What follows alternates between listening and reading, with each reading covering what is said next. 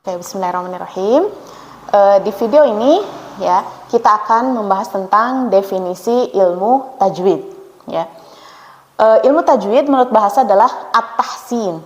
Ya, tajwid huwa at-tahsin, yaitu indah atau bagus. Maka dari definisi ini, seseorang yang bagus bacaannya itu disebut mujawwid. Ya. Bagus dalam definisi ilmu tajwid ini mencakup dua hal. Yang pertama adalah bagus dari segi bacaan Al-Quran, yaitu bacaannya harus sesuai dengan kaidah ilmu tajwid. Ya. Yang kedua, bagus dari segi keindahan suara. Ya. Ketika melantunkan ayat-ayat Al-Quran. Nah, sedangkan ilmu tajwid menurut istilah adalah mengeluarkan setiap huruf dari tempatnya dengan memberikan hak dan mustahaknya dengan tanpa dibuat-buat. Ya, sekali lagi bahwa definisi ilmu tajwid secara istilah adalah mengeluarkan huruf dari makhrajnya atau dari tempatnya, ya, serta memberikan hak dan mustahaknya, ya, secara tidak dibuat-buat. Ya, maka dari definisi ini, ya, mengisyaratkan 4 hal penting. Yang pertama apa? Yang pertama adalah mengeluarkan setiap huruf dari tempatnya. Ini yang kita namai dengan makhorijul huruf. Jadi makhorijul huruf adalah ya inti dari ilmu tajwid. Ya, jadi setiap pembelajar Al-Qur'an ya mesti mempelajari bab tentang makhorijul huruf. Ya.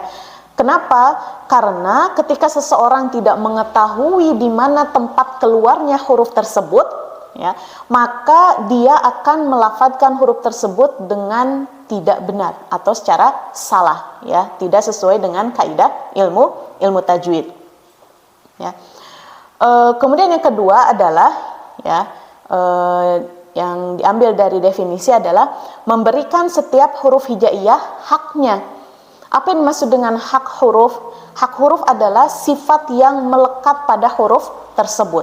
Ya, jadi kita tidak cukup mempelajari tentang makhorijul huruf saja kemudian berhenti, tidak.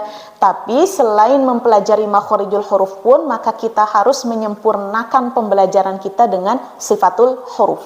Ya, karena mempelajari sifatul huruf ini akan membuat ya pelafaran huruf-huruf kita menjadi sempurna dan jauh dari kesalahan. Ya. Hak di sini adalah sifat yang selalu melekat pada huruf tersebut atau yang dinamakan dengan sifat dzatiyah. Yang ketiga adalah memberikan kepada setiap huruf hijaiyah mustahaknya. Mustahak huruf itu apa?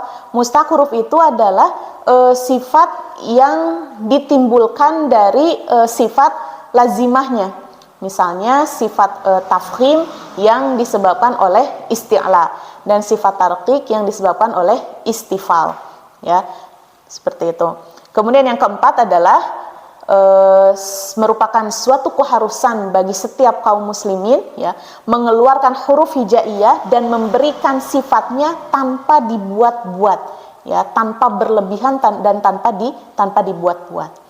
Itu yang bisa diambil faidahnya dari definisi ilmu tajwid. Jadi sekali lagi bahwa yang wajib dipelajari oleh kaum muslimin ketika ingin membaca Al-Quran adalah harus mengetahui makhraj atau tempat keluar huruf dan juga memahami sifat-sifatnya.